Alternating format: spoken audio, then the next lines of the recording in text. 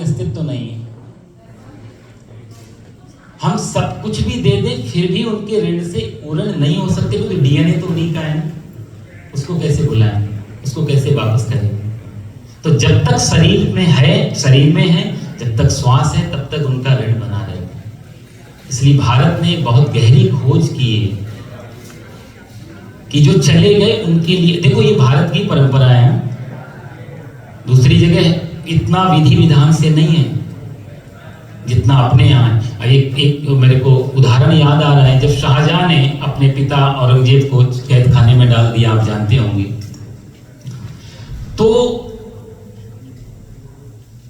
गर्मी का महीना, इतनी ज्यादा गर्मी थी तो उसके पिता को प्यास लगी, और जो पानी बड़ा नाप के देता था वो जल, किसी मटकी वगैरह, तो उसके पिता ने संदेश भिजवाया, कहा जो मेरे बेटे से बोलो जाके, कम से गर्मी बढ़ रही है, जून का महीना, थोड़ा पानी की मात्रा तो बढ़ाए, क्योंकि पानी और खाना बड़ा नाप से, आप हिस्ट्री पढ़ सकते हैं, ऐसा कोई नहीं, मैं कोई अपना तरफ से नहीं, पानी खाना दोनों नाप से जाता था। बोला मेरा पानी तो बढ़ा दे कम से कम। सैनिक ने जाके जब उसके बच्चे से कहा औरंगजेब से कि ये ऐसा मैसेज आया है तुम्हारे पिताजी का, पानी तो बढ़ा सकते, तो उसके पुत्र ने कहा कि उनको जाके बोलो मैं तुम्हें सिर्फ जिंदा रह पाओ उतना ही दे रहा हूं, कोई पानी वानी नहीं बढ़ेगा। वापस अलम की कथा है, उतना नहीं। उसके पिता का क्या स्टेटमेंट है, वो आज भी है, उसने लिखा अरबी भाषा। वो कहता है कि मेरे बेटे को जाके इतना जरूर बोलना, जिन लोगों के ऊपर तुम शासन कर रहे हो ना, जिस भारत पे हम शासन कर रहे हैं, उस भारत की धन्य हो वो परंपरा कि तू जिंदा को पानी नहीं दे रहा है, और ये लोग मरने के बाद 3 पीढ़ियों को भी जल देते हैं, जिसको हम तर्पण बोलते हैं। वो भारत देश, पिताजी की तरफ की पीढ़ी, माता पिता, दादा दादी, और परदादा माता जी की तरफ मामा, नाना नानी, परनाना, इधर पत्नी की तरफ से ससुर। धन्य है वो देश जहां इतनी खोज की, और ये वैज्ञानिक भी है, इसके अपने भाव भी हैं, लेकिन प्रैक्टिकली देखो तो भी हम लोग थैंक्सगिविंग अभी मना के निकले, वही तो है ये, जस्ट उनको थैंक यू बोलना। तो उसकी बहुत सारी विधियां हैं अलग अलग, और मैं मानता हूं कि सर्वश्रेष्ठ विधि तो यही है, जैसे हमारे संजय जी ने जो ये प्रोग्राम रखा, आप सब लोग इन्वॉल्व हो गए इसमें। बाकी विधियों में इंडिविजुअल विधि है, आपको बिठाया, हम बैठे दोनों मिलकर के करते, लेकिन इसमें आप सबका समय का सदुपयोग हो गया। काश कोई बात, कोई ऐसा भजन, कोई ऐसी लाइन आपके दिल को छू जाए और हो सर वहां से जीवन थोड़ा परिवर्तन हो जाए, तो ये श्राद्ध धन्य हो जाए। किसी का भी मन यदि बदल गया इस सत्संग से, तो इनका प्रोग्राम सफल हो, अपना जीवन सफल। तो खैर उस कर्म कांड का विषय है, उधर उतना लंबा नहीं जाएंगे। मैं बताना ये चाह रहा, आज हमारा वैसे गीता जी का छोटा सा प्रोग्राम है। गीता जी तो अनंत है, और जितना मेरे को तो पता नहीं कितना समय मेरे को मिला है, क्योंकि 11 बजे से 12:30 1.5 घंटा कहा था। अब वो समय किसकी वजह से गड़बड़ हुआ आप सब लोग डिसाइड करना, लेकिन मैं थोड़ा तो समय लूंगा। अभी 1-1.5 घंटा गाड़ी चला के आए साहब, तो कुछ तो मिले सब, तो आप थोड़ा कोऑपरेट करना। ये आएंगे भी मेरे को बताने, तो आप थोड़ा सा सहयोग कर देना। सर्वोपनिषदो गावो दुग्धा गोपाल नंदन, पार्थो वत्सः सुधीर भोक्ता। कहते हैं आपको सारा शास्त्र यदि पढ़ने का समय नहीं है, क्योंकि हमारे पास शास्त्र भी बहुत है, कर्मकांड के अलग हैं, अध्यात्म के अलग हैं, तत्व के अलग हैं, किस टाइप के आप हैं, क्या आपका पर्सनैलिटी क्या है, उस टाइप के शास्त्र हैं। यदि आप किसी को भी पढ़ नहीं सकते, उतना समय नहीं है, समझ में नहीं आता, क्योंकि वेद की वाणी, उपनिषद की वाणी बहुत क्लिष्ट है, बहुत कठिन है, समझ में नहीं आती। तो कहते हैं कि सर्वोपनिषदों, सारे उपनिषद, सारे शास्त्र, सारे वेद यदि आप नहीं पढ़ सकते, सिर्फ गीता जी पढ़ लो। ये 18 अध्याय 700 श्लोक की गीता, इसमें ऐसा दुनिया का कोई प्रश्न नहीं है जिसका उत्तर श्री गीता में ना हो। ऐसी कोई शंका, ऐसा कोई संदेह, ऐसा कोई डाउट नहीं है। आप किसी को भी ले लो, जैसे महाभारत है ना अपने यहाँ ग्रंथ, महाभारत में कहते हैं कि व्यासोच्छिष्टम जगत सर्वम, इस जगत में जितने भी अध्यात्म, जितने भी धर्म, जितने भी शास्त्र, जितने भी रिलीजन हैं, सब व्यास जी के मुख से निकले हुए हैं, चाहे वो माने या ना माने। मतलब व्यास जी कह चुके हैं, आपको उसी का ट्रांसलेशन किसी भी धर्म में मिल जाएगा। महाभारत जो व्यास जी ने लिखा है, अब तो काफी श्लोक उसके नहीं हमारे पास में, लेकिन फिर भी अभी भी महाभारत में आप कोई भी, आप, और मैं तो कहूंगा धर्म को भी छोड़ दो, आप हॉलीवुड, बॉलीवुड, किसी भी कंट्री की आप कोई भी मूवी उठा लो, कोई भी सीरियल उठा लो, कोई भी नाटक ले लो, आप कोई भी घटना ले लो उस फिल्म की, उसकी थीम लाइन आपको महाभारत ग्रंथ से मिल जाएगी। सब कुछ लिखा होगा। कोई ऐसी इमेजिनेशन अब नहीं कर सकता जो पहले हमारे भारत ने ना कर ली। ये बड़ा गौरव है अपना साहब, ये बड़ा गर्व का विषय है। बस थोड़ा सा मोड़ने की जरूरत है, थोड़ा वैल्यू, थोड़ा इंपोर्टेंस देने की जरूरत है, महत्व देने की जरूरत। कहीं भी रहें, कुछ भी, अपनी जो संस्कृति की डोर है यदि उससे जुड़े रहेंगे, कहते हैं वृक्ष कितना भी बड़ा हो, कहीं से भी काट दो, सिर्फ जड़ से जुड़ा रहे, इसका विनाश नहीं। सिर्फ जड़, हमारी रूट है, हमारे शास्त्र, हमारे ग्रंथ, हमारी परंपराएं, हमारी संस्कृति, हमारा देश, किसी का विरोध नहीं। ये ठीक है, हमारी कर्म भूमि है, ये अमेरिका जहां हम लोग बैठे, हमारी कर्म भूमि, ये आदरणीय है, इसके प्रति भी कर्तव्य बनता है हमारा। ये देश अच्छा बनेगा तो हम भी अच्छे हैं।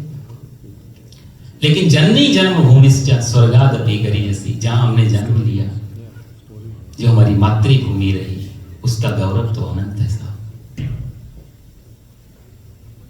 तो ये गीता के बारे में जो मैं बता रहा हूं, ये सारे शास्त्र यदि आप नहीं पढ़ सकते, सर्वोपनिषदो गावो दुग्धा गोपाल नंदन, इसको। और दूसरे शास्त्र हमारे व्यास जी ने लिखे हैं, किसी ने बात बोले हैं, किसी, ये तो बिल्कुल लीगल स्टेटमेंट है, भगवान के मुख से निकला हुआ। दूसरे में तो मान भी सकते हैं, थोड़ा किसी ने नमक मिर्च मिला दिया हो, लेकिन ये तो सीधा सीधा भगवान के मुख से निकली हुई बात है। इसमें कुछ भी ऐसा नहीं है जो आप चेंज कर पाओ। बहुत सारे लोग जिस हम स्टेट में बैठे, मैं पूरे देश की बात नहीं करता, हमारे स्टेट मैसाचुसेट्स, बॉस्टन एरिया में, न्यू इंग्लैंड में, इसी जगह में आप लोगों ने ज्यादा नाम सुना होगा रॉल्फो, और जो इमर्सन करके, इमर्सन बहुत बड़ा, हालांकि अमेरिका पे इमर्सन के विचारों का बहुत बड़ा प्रभाव है, क्योंकि इक्वालिटी एंड फ्रीडम दो शब्द उसके विचारों की मुख्य भूमिका है, आधार है, जो कि अमेरिका का सबसे बड़ा कहा जाए तो जो एक प्रभाव रहा सब पे। उसने भी गीता के मामले से, क्योंकि और ग्रंथों को जब उसने पढ़ा तो कहीं ना कहीं उसको काट छांट करनी पड़ी, लेकिन जब उसने गीता पढ़ी, और गीता पढ़ने के बाद वो उसका खुद का स्टेटमेंट है, वो ये कहता है कि मैं ये नहीं कह पाया कि ऐसा यहाँ पे नहीं होना चाहिए, मैं कहीं उसको काट नहीं पाया किसी भी लाइन को, बिल्कुल ठीक, राइट। और गीता से प्रभावित होकर के ही इस इमर्सन ने एक खुद की किताब लिखी, आप लोगों ने वो पोइम पढ़ी होगी, ये ब्रह्मा करके, शायद कोई बैठे हो, ये ब्रह्मा इमर्सन की पोइम है, इतनी सुंदर है, मैंने तो थोड़ा बहुत पढ़ी है। वो कहता है शेम एंड फेम मेरे लिए बराबर है, ये गीता का स्टेटमेंट लिया उसने। परमात्मा कहता है कि तुम दुर्योधन के रूप में आके गाली दो, चाहे अर्जुन के रूप में आके स्तुति करो, मेरे लिए कोई फर्क नहीं पड़ता, क्योंकि मैं निष्पक्ष हूं। कोई मेरा शत्रु, समा शत्रु च मित्रे च तथा मानापमानयो, मेरे लिए शत्रु भी समान है, मेरे लिए मित्र भी समान है, मेरे लिए मान भी समान है, मेरे लिए अपमान भी समान है, शेम एंड फेम दोनों मेरे लिए इक्वल हो।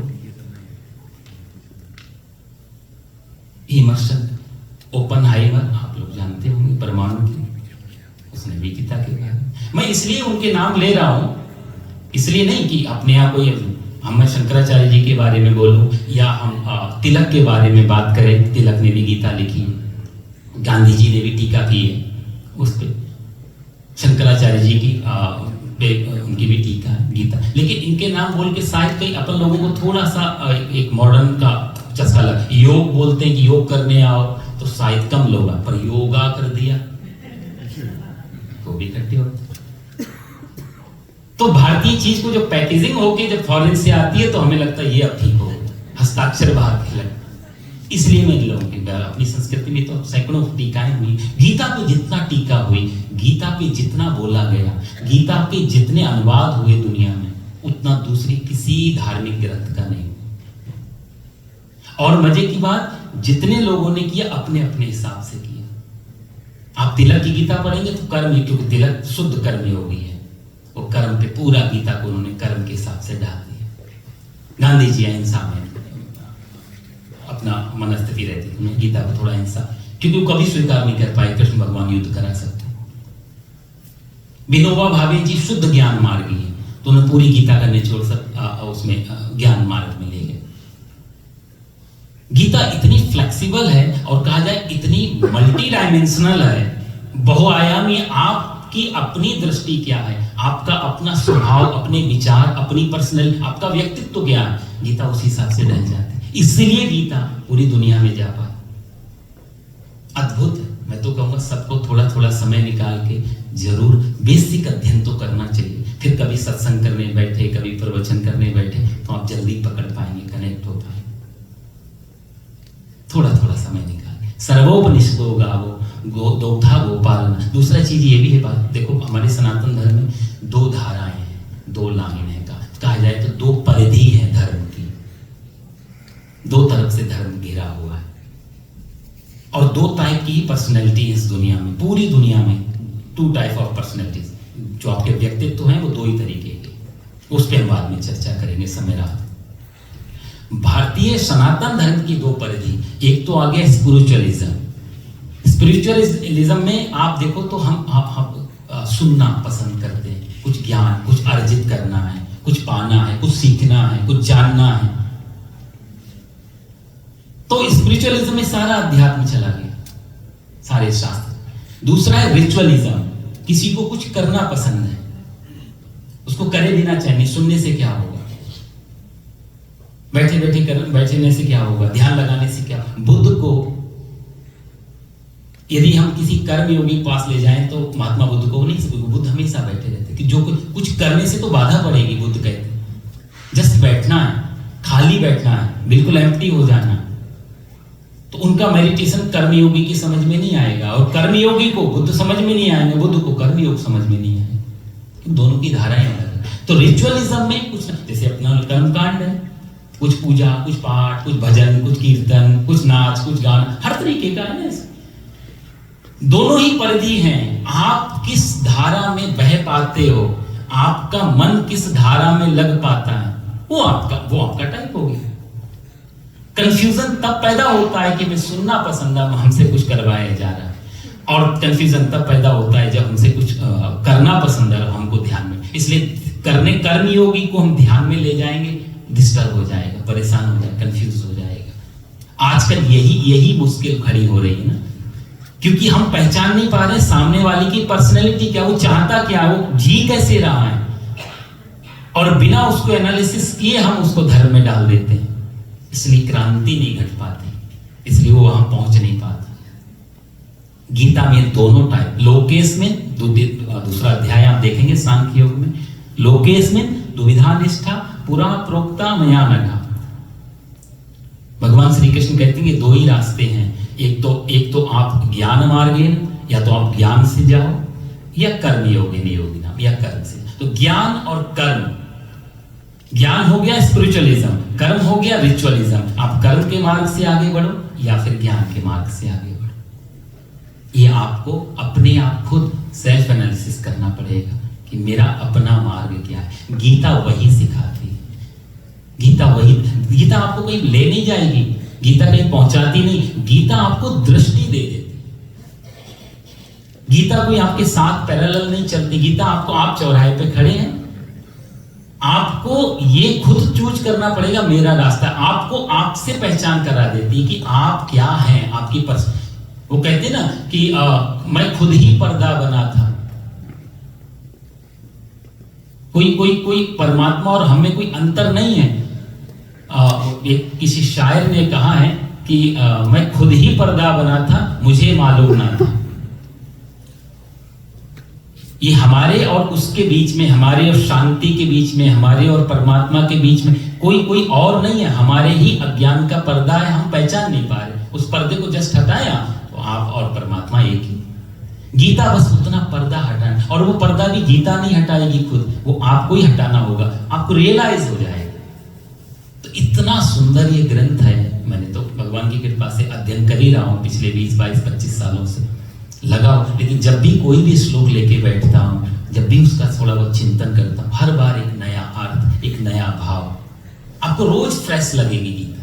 बाकी जैसे हम लोग सत्यनारायण की कथा करते हैं, आजकल तो करना भी बंद कर दिया कई लोगों, डर के मारे। भगवान ने प्रसाद, उसने प्रसाद छोड़ दिया, भगवान नाराज हो गए, दंड दी, हमें नहीं कराना ये सब। भगवान इतनी यदि नाराज हो जाए, समझ नहीं पाए। हालांकि सत्यनारायण की कथा भी यदि गहरे में जाओ तो बहुत भाव, लेकिन कहानियां कुछ सिंबॉलिक हैं, कुछ प्रतीकात्मक हैं, कुछ सिखा रही हैं।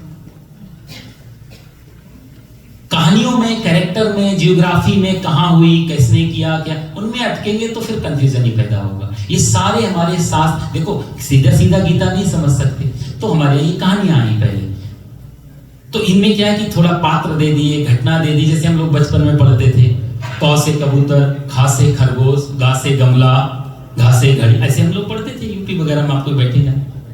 अब तो कहते हैं ग से गमला और ग से गणेश होते थे हमारे जब बचपन था। गा से गणेश थे, कम्युनिज्म आया, कुछ लोगों को बड़ी आपत्ति रही, गा से गणेश नहीं माननी, गणेश नहीं चाहिए, गणेश हम मानते नहीं, मूर्ति पूजा में बहस चली इसके ऊपर। बुजुर्ग लोग जो पुराने शायद जानते होंगे इस बात को।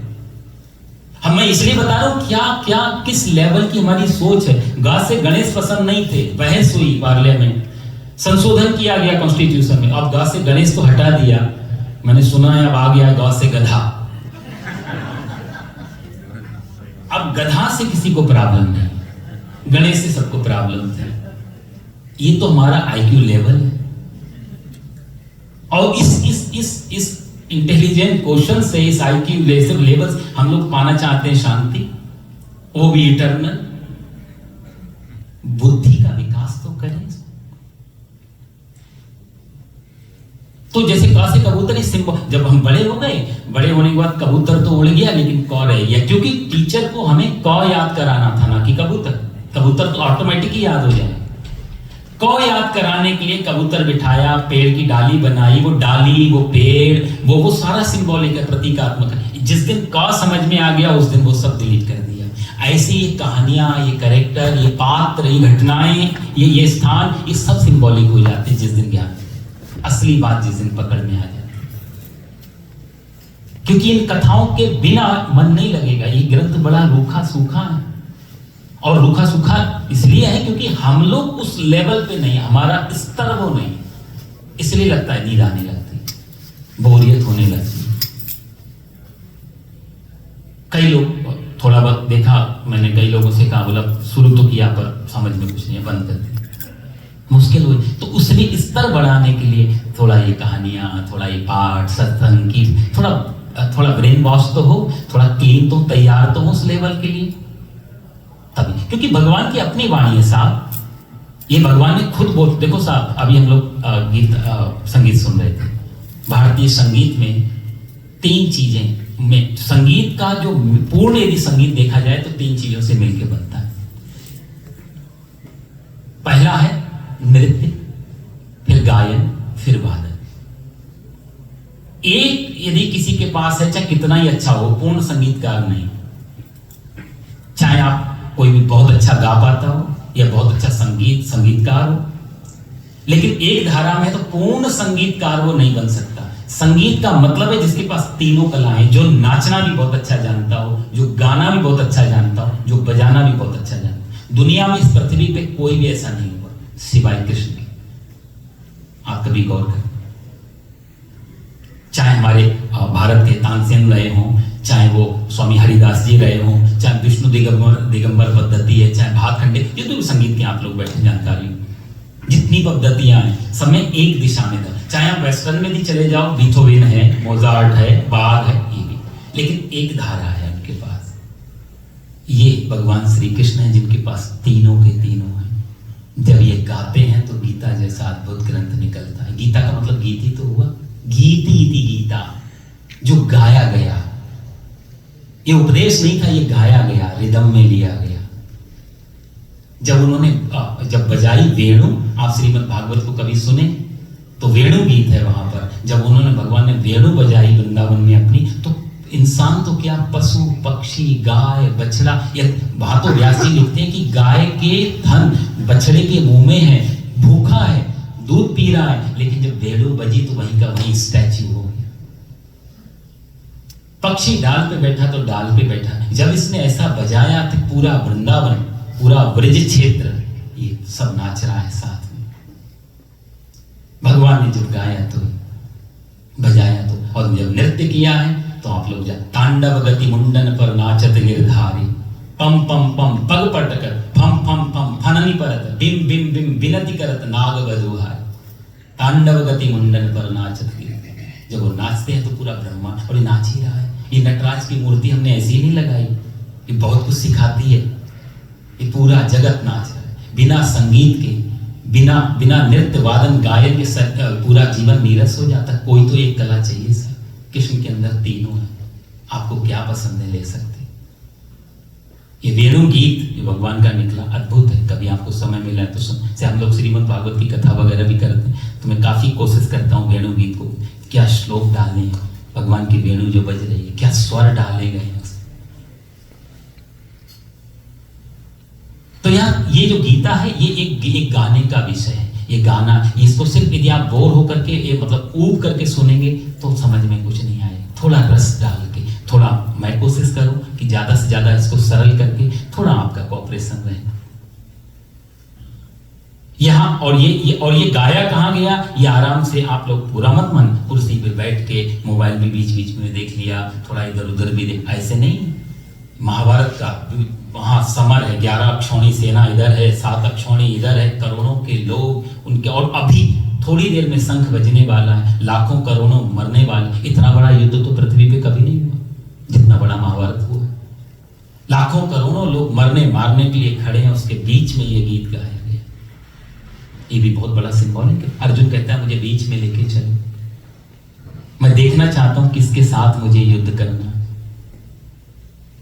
कौन है मेरे शत्रु और कौन है मेरे मित्र, मैं परखना चाहता हूं। ये बीच महाभारत में गाया हुआ युद्ध है, इतना आसान नहीं है। टीवी का रिमोट भी बदल दिया, थोड़ा चैनल भी बदल दिया, थोड़ा गीता भी पढ़ ली हम, क्योंकि इतना मुश्किल हो जाए। साहब देखो एक बात बताऊं, आप इसको कोई किसी को अनिद्रा का रोग हो, हमारे गुरुजी कहते थे हरिद्वार में, अनिद्रा किसी को नींद नहीं आती है, गोलियां लेनी पड़ती, आप एक ही काम करो, या तो माला पकड़ दो या शास्त्र पकड़ दो, कुछ भी, थोड़ी देर में आपको बिना गोली की, और थोड़ी देर में आपका ठीक भी हो जाएगी। जितनी जल्दी नींद सत्संग में, कीर्तन में, भजन में, और सोने के बाद भी, रात भर आप सोए हो और फिर भी आप बैठ के देखो एकदम नींद,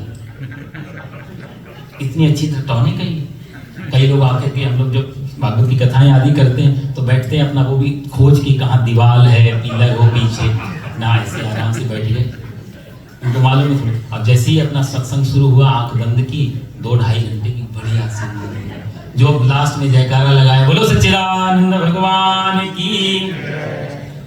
जैसे ही जयकारा लगा तुरंत पुरिया महाराज बड़ी अच्छी कथा की, हमने आनंद आ गया। अरे क्या सुना, बोला वो तो पता नहीं, मारा 2-2 गोली लेके भी नींद नहीं आती है, पर यहाँ तो बैठते ही आ गई कुछ तो।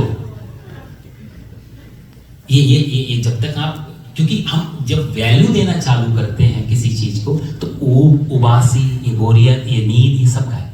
हम वैल्यू बांधे, यदि नींद आपको फिल्म में नींद नहीं आएगी, यदि इंटरेस्टिंग फिल्म लगी हो, टाइम से भी आप पहले पहुंचेंगे, 5 मिनट की कोई सीन छूट ना जाए, कोई क्लाइमेक्स ना रह जाए। लेकिन आज सत्संग था, आप देख लो अपना टाइम टेबल, तब आप पहुंचे। संजय जी ने मेरे को कहा था 10 बजे शार्प पहुंच जाना, मेरे को भी डर लगा कि बीएसपी के लोग हैं भाई, टाइम टेबल बड़ा कड़क हो, लेकिन बाद में फिर पता लगा सत्संग ही था ना, इसलिए कोई दिक्कत नहीं। हम कहाँ कितना महत्व दे रहे हैं साहब, ये सारा महत्व का खेल है, कितना हम इसको महत्व देते हैं। अद्भुत वाणी है। मैं दूसरी तरफ नहीं जाऊंगा, वापस लौट के गीता की तरफ क्योंकि इतना कुछ मन में आता है अनकॉन्शियस में, ये भी बताऊं, लेकिन मुख्य धारा हमारी गीत, तो हम रूट इसी को लेके आगे बढ़ेंगे। बताना मैं ये चाह रहा था, ये गीता है हमारी गीता, 18 इसमें अध्याय है, 700 श्लोक हैं। बहुत सारे प्रश्न हैं इसमें अर्जुन के। धीरे अर्जुन जो प्रश्न शुरुआत कर, आप पहले तो आप ये देखो गीता घट रही है महाभारत के युद्ध के बीच में, दोनों सेनाओं के बीच में। गीता की शुरुआत जो हो रही है वो धृतराष्ट्र से हो रही है। आप कोई भी ग्रंथ लिखें, कुछ भी आप अपना जो भी बायोग्राफी लिखें या कोई भी ग्रंथ, तो आप लिखते समय कोशिश करते हैं पहली लाइन ये शुरुआत का जो हम लोग मंगलाचरण बोलते हैं, वो मंगलाचरण अच्छी जगह से, अच्छी शुरुआत से हो। अच्छी देवी देवता सरस्वती नमस्तुभ्यं वरदे काम रूपिणीं विद्यारंभम करिष्यामि सिद्धिर्भवतु मे सदा। एक अच्छा उसको विचार को शुरुआत में, क्योंकि वही सारा पीछा करेगा। मंगलाचरण बताता है कि अंदर कितनी गहराई है, लेकिन यहां व्यास जी ने गीता की शुरुआत एक अंधे आदमी से शुरू की है। शायद इस पृथ्वी पे कोई भी ऐसे नहीं करेगा। धृतराष्ट्र से शुरू की है। आपको बताऊं साहब, ये जो गीता है हमारे पास, हमारे हाथ में जन्म नहीं है। हम अपनी मर्जी से पैदा नहीं हुए। जन्म लेने में भी हम परतंत्र थे और मृत्यु भी हमारे हाथ में नहीं। ये जीवन के दो धाराएं, दो तट हैं, दो किनारे हैं, एक जन्म और एक मृत्यु। ये दोनों हमारे हाथ में नहीं है। ये दोनों हमारी बिना मर्जी के हुए हैं और होंगे, लेकिन हमारे हाथ में क्या है? जीवन। जन्म और जीवन अपने हाथ में है, वो अपने कर। हम चाहें तो किसी गलत रास्ते पे, चाहे तो अच्छे रास्ते, चाहे हम हिटलर, तैमूरलंग और चंगेज खान जैसे रास्ता भी पकड़ सकते हैं, और चाहे बुद्ध, महावीर और नानक जी जैसे इनके भी अनुयायी बन सकते हैं, क्योंकि जीवन अपने हाथ में। ये गीता आपको आपका जीवन वापस देती है। ये धृतराष्ट्र से शुरुआत हो रही है। धृतराष्ट्र पूछ रहा है संजय से, अंधा आदमी प्रश्न करता है। आप संजय, धर्म क्षेत्रे कुरुक्षेत्रे समवेता युयुत्सवः मामकाः पांडवाश्चैव किम कुर्वत संजय। ये संजय क्या हो रहा है वहां पे युद्ध की भूमि में? इसको गीता नहीं सुननी थी धृतराष्ट्र को, ये तो ये जानना है कि युद्ध में क्या हो रहा है। शब्द पकड़ो आप, धर्म क्षेत्रे कुरुक्षेत्रे। हमारे स्वामी बहुत बड़े महात्मा हुए, स्वामी राम सुखदास जी, बहुत बड़ी व्याख्याएं की, कई अर्थ निकाले। उतना समय तो नहीं है, लेकिन मैं आपको कुछ बता रहा हूं। धर्म क्षेत्रे कुरुक्षेत्रे, यदि धर्म और कुरु मतलब होता है करना। यदि धर्म ले लिया, कुरु ले लिया, क्षेत्रे क्षेत्रे, ये चार शब्दों में धर्म क्षेत्रे कुरुक्षेत्रे, दोनों का क्षेत्र निकाल दो तो जगह जगह, और धर्मम और कुरु हर जगह, हमारे क्षेत्र में हर जगह हम धार्मिक हो सकते, हर जगह धर्म कर सकते। यहां से शुरुआत है। हम यदि आईटी में हैं, आईटी मेरा धर्म हो गया। मेरे को जो सैलरी मिल रही उतना मैं आउटपुट दे पा रहा हूं या नहीं, उसके साथ कितना लॉयल हूं कंपनी के साथ। यदि मैं मेडिकल में हूं तो पेशेंट के साथ मैं लॉयल हूं या नहीं, कोई दबाव में तो नहीं हूं। इंश्योरेंस का डॉक्टर लोग बैठे हैं, माफ करना, कोई दबाव तो नहीं, प्रेशर ऊपर से हॉस्पिटल का, इंश्योरेंस कंपनी का। पेशेंट के साथ हम कितना लॉयल हो पाते हैं? धर्म क्षेत्र कुरुक्षेत्र, मेरा ये धर्म है, मेरा ये कर्म है। यदि मैं आप लोगों के सामने यहाँ बैठा हूं तो ये मेरा धर्म क्षेत्र है। मैं आपको जितना भी हो सके उतना निकाल करके दूं, बजाय घड़ी देखने के।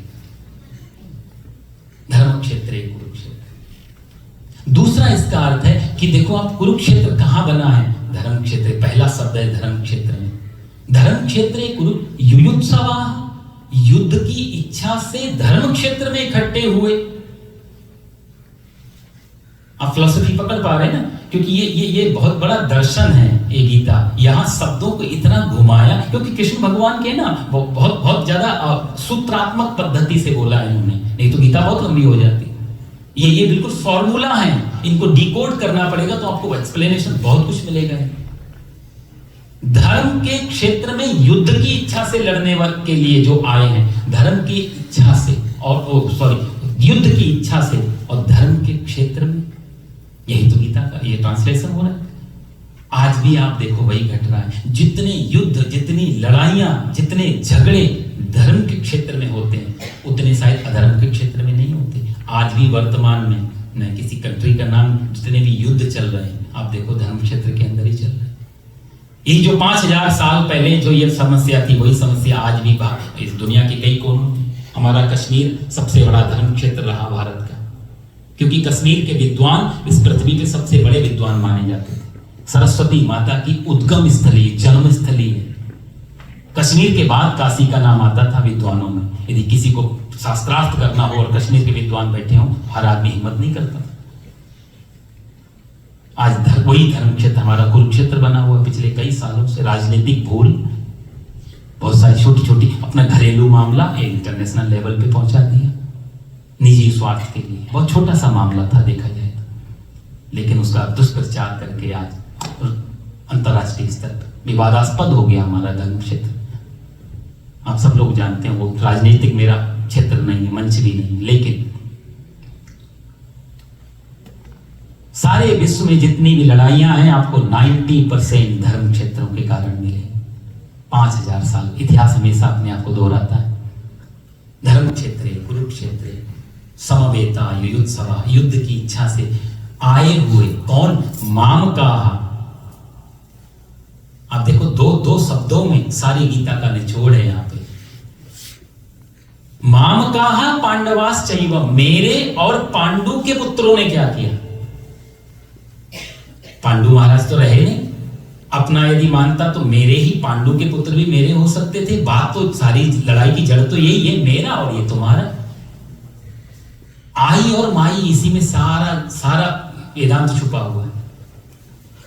मैं और मेरा, ये एक ऐसी परिधि है, इसके बाद सब फिर शत्रुता शुरू होती है, दुश्मनी शुरू होती है, झगड़े शुरू होते हैं। धृतराष्ट्र कहता है मेरा और मेरे और पांडु के पुत्र। मामकाहा पांडवास चैव, दो शब्दों को गौर कर, मेरे और पांडवों। संजय भी समझ गया उस समय। आपको मालूम है महाभारत, ये महाभारत का जो युद्ध है, इसके पीछे सबसे बड़ा विलेन कौन है? बहुत सारे लोगों ने अलग अलग, कोई द्रौपदी को विलेन मानता है, काश वो नहीं कहती अंधे का बेटा अंधा तो नहीं होता। कोई दुर्योधन को विलेन मानता है, कोई दुशासन को विलेन। कई लोग तो, हमारे कुछ ऐसे संप्रदाय हैं जो कृष्ण को विलेन मान के बैठे हैं, कहते हैं तो नरक में डालो इनको ही, सारा युद्ध इन्होंने कराया। लेकिन मैं आपको बताऊं, महाभारत आप लोग पढ़ो कभी, बड़ा सुंदर ग्रंथ है महाभारत। महाभारत में व्यास जी ने जितने कठोर शब्दों का उपयोग धृतराष्ट्र के लिए किया है, उतने कठोरता से ना तो दुशासन के लिए बोले और ना ही दुर्योधन के लिए बोले। ये असली जो विलेन है वो धृतराष्ट्र है साहब।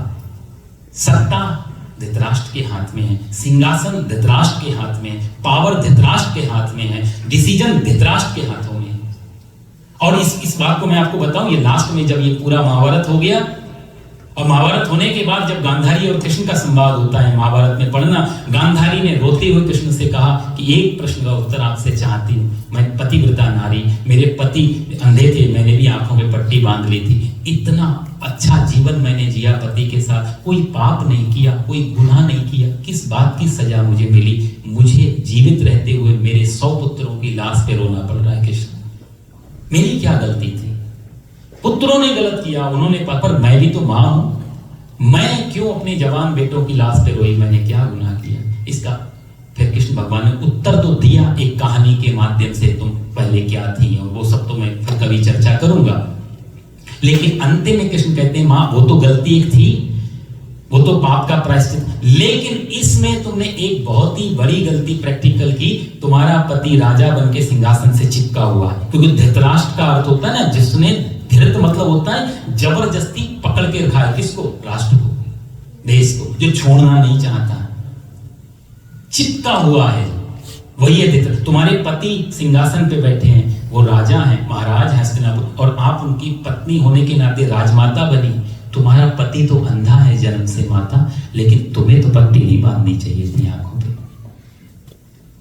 तुम्हारा पति नहीं देख सकता, लेकिन तुम्हारी आंखों से कुछ सही निर्णय तो ले पाता वो, आपने भी पट्टी बांध ली। या तो सत्ता से हटवा देती, जिम्मेदारियों से हटा देती, और यदि जिम्मेदारी थी माता तो आपको कम से कम नेत्र खुले रखने चाहिए थे। आप सब लोग कभी विचार करना इस बात। गांधारी को पट्टी नहीं बांधनी चाहिए थी, ये धृतराष्ट्र थे। असली विलेन धृतराष्ट्र निकल के आते हैं वहां से। सब कुछ था उसके पास में, लेकिन अपने आप को हम महाभारत में देखो ना तो बहुत दयनीय, अंधा, बूढ़ा, कमजोर, ऐसा रिप्रेजेंट करता है धृतराष्ट्र। मैं क्या कर सकता हूं? इस सिंपैथी लेने के लिए वो इतना ज्यादा अपने आप को, लेकिन छोड़ना नहीं चाहता है। पूर्व की स्टोरी में यदि आप जाते हैं तो धृतराष्ट्र और पांडु दो भाई हैं। पांडु महाराज छोटे हैं, धृतराष्ट्र बड़े हैं। अंधे, जन्म से अंधे थे, इसलिए इनको राजा बनाया है।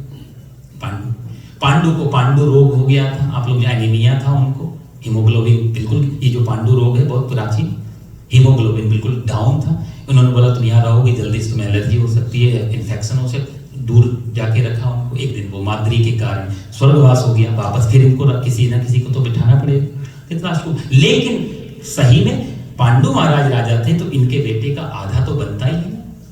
बेसिक कहानी में भी हम जाते हैं तो वो 50-50, और ये ज्यादा पूरा तो नहीं मांग रहे थे। युवराज तो युधिष्ठिर ही थे उस समय, लेकिन धृतराष्ट्र ने जबरदस्ती दुर्योधन को बिठाया, आधा ही मांग रहे थे। लास्ट में तो 5 गांव मांगे, उतना भी मना कर दिया। कृष्ण भगवान को लोग विलेन मानते, कृष्ण भगवान सबसे पहले शांति दूत बन के गए थे। कितना समझाया है वहां पे।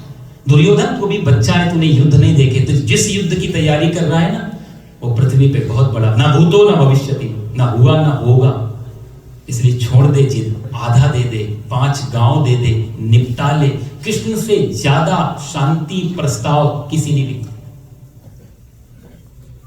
इस शांति दूत बन के कृष्ण ने बहुत प्रयास किया।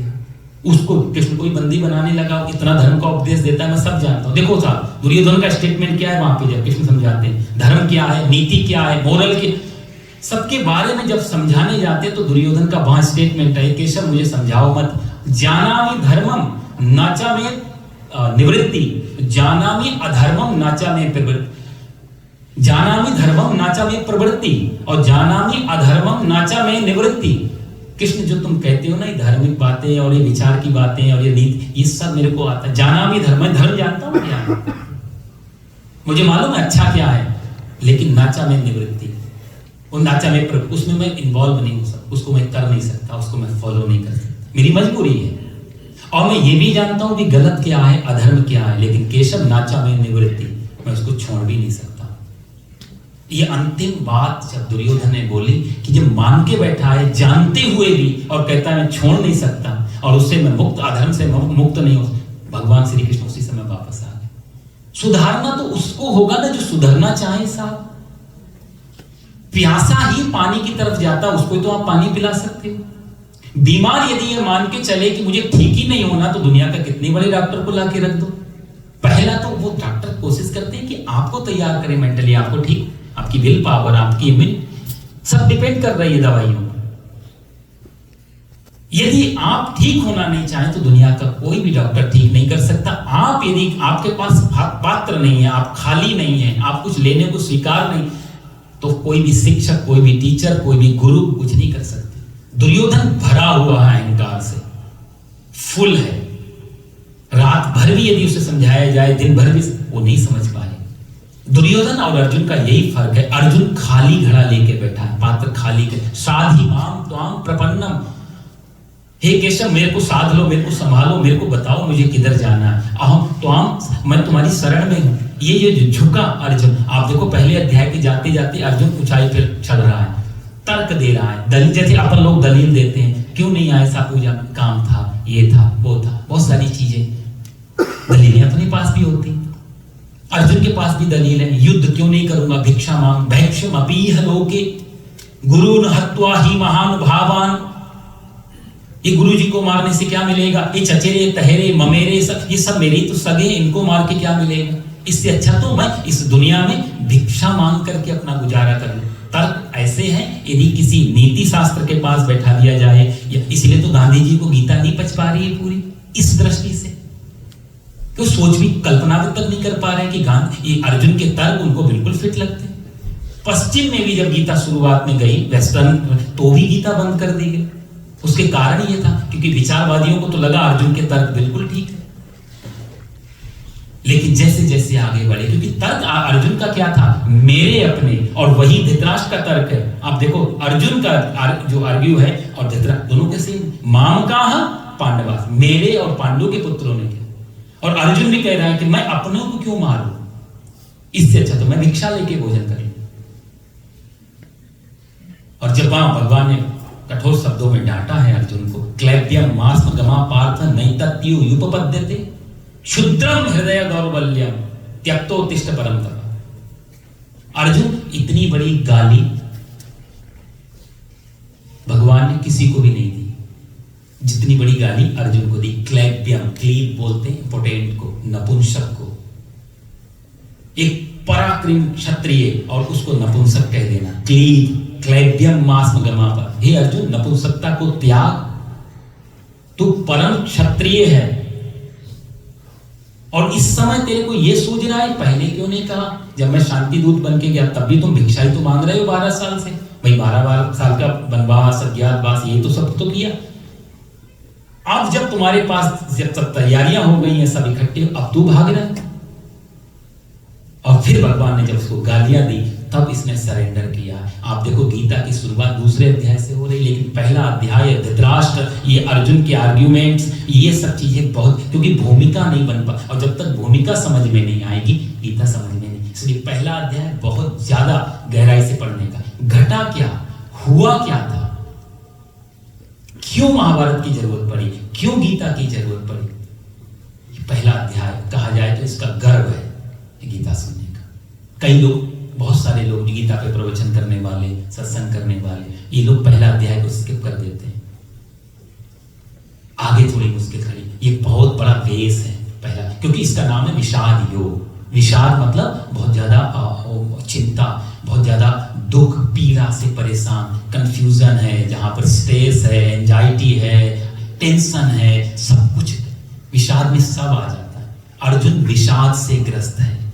अर्जुन स्वीकार भी कर रहा है कि मेरे को विषाद है, मैं अज्ञानी हूं, मेरे को मालूम नहीं मुझे किधर जाना चाहिए, मेरे तर्क आपने काट दिए, लेकिन मुझे रास्ता दो। साधि माम त्वाम प्रपन्नम, मैं आपकी शरण में हूं, मेरे को साध।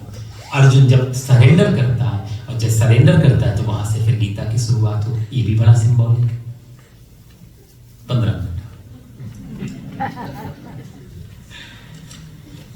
तो साहब, ये तो अभी तो देखो, अभी तो सिर्फ गला गर्म ही हो पाया, और तब तक ये हम लोग करने बैठते 5-5, 6-6 घंटे का अभ्यास है बोलने का, तो आप 1-1.5 घंटे में तो सिर्फ थोड़ा गर्मी आती है। अभी तो इंजन ने गर्मी पकड़ी और आपने स्पीड। लेकिन खैर कभी मौका मिला, क्योंकि अभी काफी समय 1-1.5 साल पहले हमारे कुछ लोग यहाँ बैठे भी हैं, इनके सहयोग से मैंने पूरी गीता पे, जितना भी ठाकुर जी ने करवाया, पूरी गीता पे 18 अध्याय पे मैंने इस पे प्रवचन किया था। करीब 18 महीने लगे, 200-250 घंटे करीब बोले उस पे। फिर भी लगा कि बहुत कुछ छूट गया, बहुत कुछ छूट, क्योंकि इतना गहरी इसकी जितनी डेप्थ है ना गीता की, उतना किसी शास्त्र की। आप उतरते चले जाओ, उतरते चले, अकाट्य है ये गीता। दूसरे तर्कों, दूसरे शास्त्रों में या किसी, आप देखो ये जो जैसे पाश्चात्य के जो ग्रंथ हैं, किसी का विरोध नहीं, पर जैसे पूरी वेस्टर्न फिलॉसफी ये जो टिकी है, 2-3 इनके मेन ग्रंथ हैं, चाहे वो अरिस्टोटल का ऑर्गेनम हो, चाहे बेकन का नोवम ऑर्गेनम हो, चाहे वो इसके बाद आ जाता है टर्सियन ऑर्गेनम हो गया, पीडी उसके की, ये सारा फिलॉसफी पश्चिम की 3 किताबों के ऊपर टिकी। अपने यहाँ 108 उपनिषद हैं, लेकिन उन सब की उतनी गहराई नहीं जितनी गीता की व्याख्या कर सकते हो। एक श्लोक पे, एक शब्द को पकड़, धर्म क्षेत्र पे भी 2 घंटे बोला था एक बार, पूरा सिर्फ धर्म क्षेत्र। एक धर्म क्या है, धर्म को हम मान के चलते हैं, कोई जैसे मंदिर जाते हैं वो धर्म है, ये धर्म का पार्ट हो सकता है, लेकिन धर्म नहीं। धर्म अपने आप में विषय, ये जो रिलीजन, सब पहली बात मैं आपको बोलता हूं कि धर्म की ट्रांसलेशन हो ही नहीं सकता किसी दूसरी भाषा में, क्योंकि जिसको हम रिलीजन बोलते हैं या मेटाफिजिक्स है या थियोलॉजी है, इन सबको धर्म नहीं बोला जाता। धर्म एक अपने आप का है। जैसे अपने यहाँ दर्शन है, दर्शन को हम लोगों ने ट्रांसलेट किया फिलॉसफी में। दर्शन में और फिलॉसफी में बहुत अंतर है, जमीन आसमान का अंतर है। किसी व्यंग्यकार को मैं पढ़ रहा था, वो कहता है फिलॉसफी क्या है, दर्शन नहीं, फिलॉसफी क्या है। बोले philosophy like is being in the dark room and looking for a cat. आप किसी अंधेरे कमरे में हैं और काली बिल्ली को खोज रहे हैं, ये है दर्शन। ओ सॉरी, ये फिलॉसफी है, दर्शन नहीं है। मेटाफिजिक्स क्या है कि metaphysics like is being in the dark room and looking for a black cat that is not there. जो बिल्ली वहां नहीं है उसको हम खोज रहे हैं। थियोलॉजी धर्मशास्त्र, थियोलॉजी क्या है कि being in the dark room looking for a cat, black cat that is not there, and shouting, I found it. लेकिन गीता क्या है, इसके 3 लाइनों के बाद में जब मैंने चिंतन किया तो मुझे लगा गीता क्या हो सकती। तो सेम इसी को, being in the dark room looking for a black cat with using a flash light. Gita आपको कोई रास्ता बताएगी नहीं, आपको हाथ में फ्लैश लाइट है कि आगे पता लग जाएगा कहां बिल्ली बैठी। सत्य क्या है, असत्य क्या है, गीता अद्भुत, इसलिए अकाट्य है।